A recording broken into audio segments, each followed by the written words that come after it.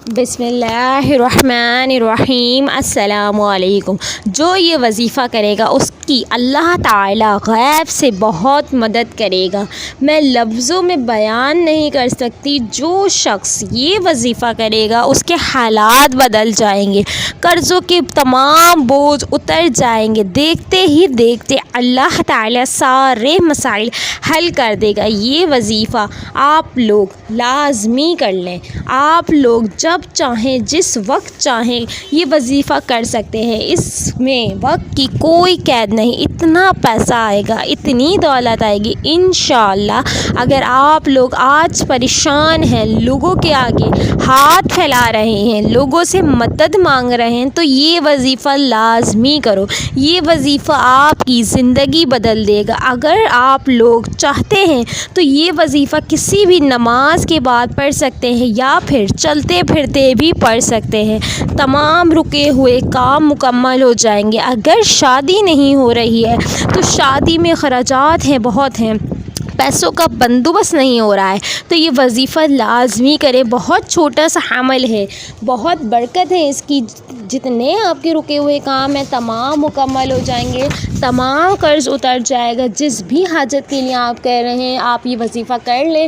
کسی بھی نماز کے بعد کر سکتے ہیں۔ اگر نماز کے بعد نہیں کر سکتے تو چلتے پھرتے بھی آپ یہ وظیفہ پڑھ سکتے ہیں۔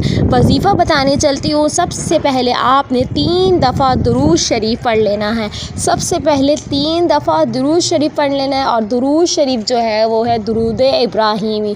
آپ نے 3 دفعہ سب سے پہلے درود ابراہیمی پڑھنا ہے۔ اسکرین پہ آپ کو سب کچھ نظر آ رہا ہوگا۔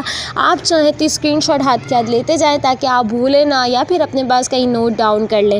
3 دفعہ درود شریف درود ابراہیمی جو ہم نماز میں پڑھتے ہیں۔ اس کے بعد آپ نے 11 دفعہ سورہ کوثر پڑھنی ہے۔ سورہ کوثر کی ویسے ہی دولت کے لیے بہت زیادہ یہ سورت جو ہے بہت اہم ہے۔ زیادہ تر لوگ اس کی بہت زیادہ فضیلت ہے، دولت کے لیے یہ بہت اچھی صورت ہے۔ تو سورہ کوثر آپ نے کتنی دفعہ پڑھ لینی ہے؟ 11 دفعہ۔ بہت چھوٹی صورت ہے، قرآن پاک کی سب سے چھوٹی صورت ہے۔ آپ چاہیں تو اس کے یہاں سے بھی اسکرین شاٹ کر لیں، اور یا پھر لکھ لیں کہ 11 دفعہ سورہ کوثر۔ میں دوبارہ ریپیٹ کر دیتی ہوں، 3 دفعہ ہم نے درود شریف پڑھ لینا ہے، 11 دفعہ سورہ کوثر۔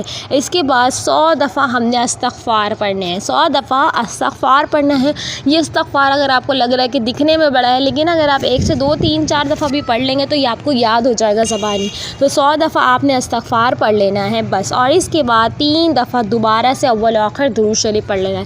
درود شریف ہر دعا کے آخر میں اور ہر دعا کے اینڈ میں لازمی پڑھا کریں، کیونکہ جو شخص دعا مانگتے ہوئے یا کوئی بھی عمل کرتے ہوئے درود شریف پڑھتا ہے تو اللہ تعالیٰ اس کی جلد دعا قبول کر لیتا ہے۔ تو میں دوبارہ ریپیٹ کر دیتی ہوں، 3 دفعہ ہم نے درود شریف، 11 مرتبہ ہم نے سورہ کوثر پڑھنی ہے، 100 دفعہ ہم نے استغفار پڑھنا لینا ہے، اور پھر آخر میں 3 دفعہ درود شریف۔